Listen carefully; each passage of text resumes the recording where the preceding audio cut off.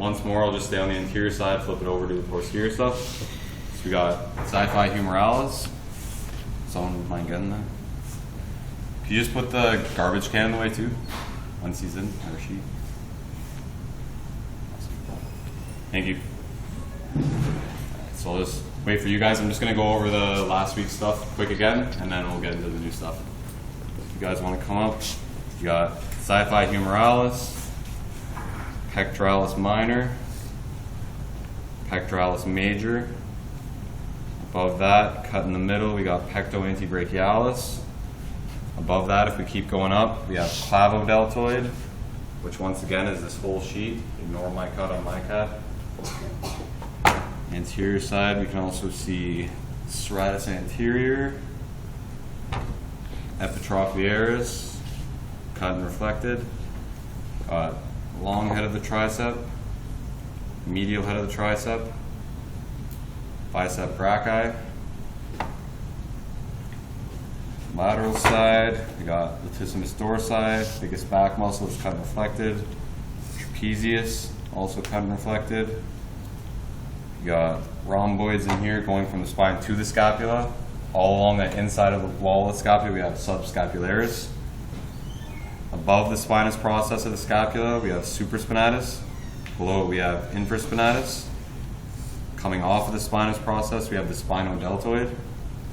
Lateral border of the scapula, we got teres major. So we also got clavodeltoid here, we can see. And then a acromiodeltoid in between the spino and the clavodeltoid right here. And then on the lateral side upper arm, you can see long head of the triceps, lateral head of the triceps, and brachialis.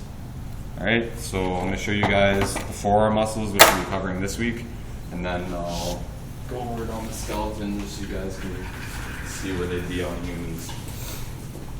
So this week's going to be all the forearm flexors and extensors. So they're all the flexors are going to be originating from the medial epicondyle of the humerus. So they're all coming from here and splaying out across the front of the forearm. When we're in anatomical position, flexors are anterior, extensors are posterior. Usually also anything with the ulna is going to be medial when we're in a position like this. The cats are actually opposite because they're up like this essentially, right? So anything on the radius side, what I'm talking about, is going to be medial. And anything on the ulna side is going to be lateral. And also the extensors are all going to be originating on the lateral epicondyle of the humerus. So you can see them on the bones here. So this is the medial epicondyle. Flexors are all going to be coming from here, going across. And lateral epicondyle, all the extensors are going to be coming from there. Alright, so the first one we got is pronator teres. So guys, think about the names of these muscles too. They actually say a lot of where they should be in relation to the other ones or what they're doing kind of thing. So pronator teres is the pronator of the elbow and forearm. It's going to be this one that's kind of triangular at the base and comes up. So it's the most medial and furthest over on the radius side. So good stuff, or a good way to remember them. Like I showed you, there's an order for xiphi humerales, you know, pec minor is above, pec major is above that, so on and so on. This one for the forearms, you want to find one of them, and then you can just count over, and that's probably the easiest way to remember all of them. So we got pronator teres. Beside that, we have flexor carpi radialis. So flexor's right in the name, so you know it's a wrist flexor, as well as an elbow flexor minorly. Carpi refers to the carpals, which are your wrist bones, or your metacarpals, which are also in your hand. And radialis is referring to radius, so you know it's on the radius side. So the names kind of give where it is on the forearm. So we got pronator teres. Beside that, flexor carpi radialis. This one on top here that's kind of wider but a sheet-like is palmaris longus. And then the last flexor we have is flexor carpi ulnaris. So if you think about those two names, flexor carpi radialis, it's going to be a flexor on the radius side, flexor carpi ulnaris, flexor on the ulna side. Right? On the extensor side, easiest way to get these ones, I think, is find where flexor carpi ulnaris is, so that flexor side still. And then right on the opposite side of the ulna, on the extensor side, is extensor carpi ulnaris. So same name, just it's an extensor muscle, but it's the opposite side of the forearm, right? So we got extensor carpi ulnaris, extensor digitorum lateralis. So digitorum is referring to your digits or your fingers. So this one's going to extend your fingers when it flexes. Next one over is extensor digitorum. So same name for both of them. Lateralis is just more lateral towards the ulna. So that's an easy way to remember those two. And then the last one we got here is extensor carpi radialis, but there's brevis and longus for this one. So there's two different fibers coming off it. So if you can see, I'll pick it up and then show you the two different fibers. So this is all flexor carpi radialis here. We have brevis, which is closer to extensor digitorum, and then longus, which is the thicker, longer fiber, which is the furthest one over towards the radius. Right? So go over the extensors again. You got extensor carpi ulnaris, extensor digitorum lateralis, extensor digitorum, and then extensor carpi radialis brevis, and longus. So brevis just means shorter, longus means longer. Flexors again, I think easiest way, I realized this yesterday when I was teaching the labs, if you find the bicep brachii, it's shooting right into where pronator teres is. So that's probably the easiest way to just get your grounding, and then you can find the pronator teres and just count over, right? So first, the most medial one, pronator teres. Then we got flexor carpi radialis, palmaris longus, and flexor carpi ulnaris. So remember, flexors are all on this anterior side. They're all going to be flexing the wrists up like this. Extensors are all going to be extending the wrists. So I'll show you it on the skeleton, just to clear things up a bit, hopefully.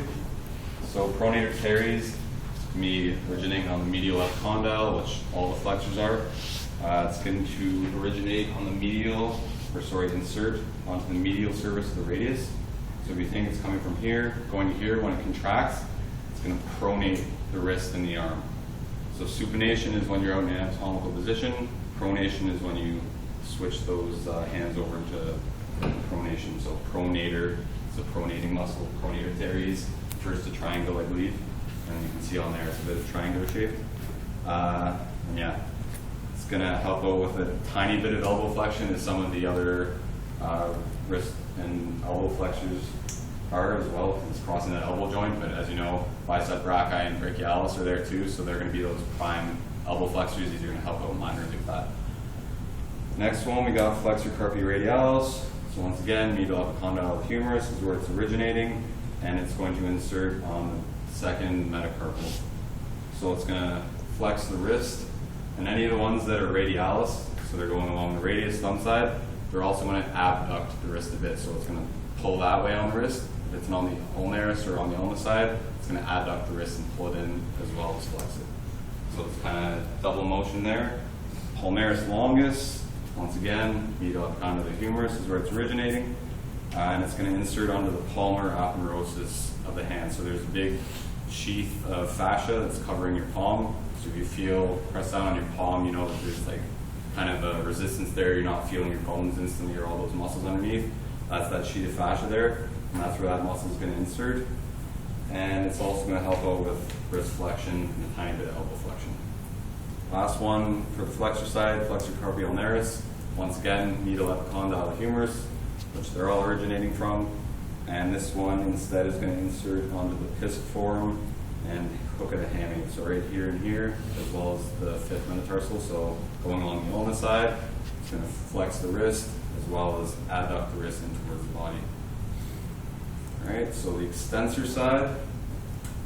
So if we pronate the hand and wrist like this, we can see the extensors. They're all going to be originating from the lateral epicondyle this time.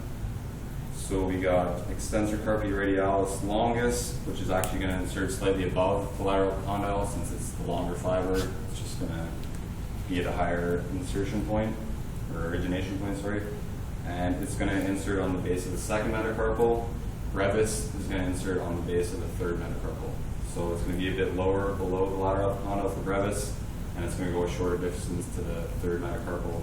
Longus is going to go to the second one. These guys are going to be wrist extensors, so the opposite motion, and since they are radialis, they're going to be abducting. So if you went into anatomical position, it's abducting and pulling the wrist away like that. Next ones are the extensor digitorum and the extensor digitorum lateralis. We have extensor digitorum in the humans. lateralis, we don't have one that's specifically named that, but we have other ones like extensor digitorum minimi, so it's kind of similar, but I'm not going to go over the origin insertion for lateralis just because we don't have that specific muscle. Extensor digitorum, once again, lateral epicondyle of the humerus. It's going to originate on all the digits, so it's going to extend the wrist as well as those digits primarily. So when you flay out your fingers like this, that's going to be that extensor digitorum flexing. And the last one, extensor carpi ulnaris. Once again, lateral epicondyle of the humerus is where it originates, and this one's going to insert on the base of the fifth metatarsal, so the pinky finger. And once again, wrist extension, and this time wrist adduction. So anything on the ulna side, it's going to adduct the wrist. Anything on the radius side, it's going to abduct it. All right, so we'll go over them one more time on the cat, and then you guys got free time to go around the other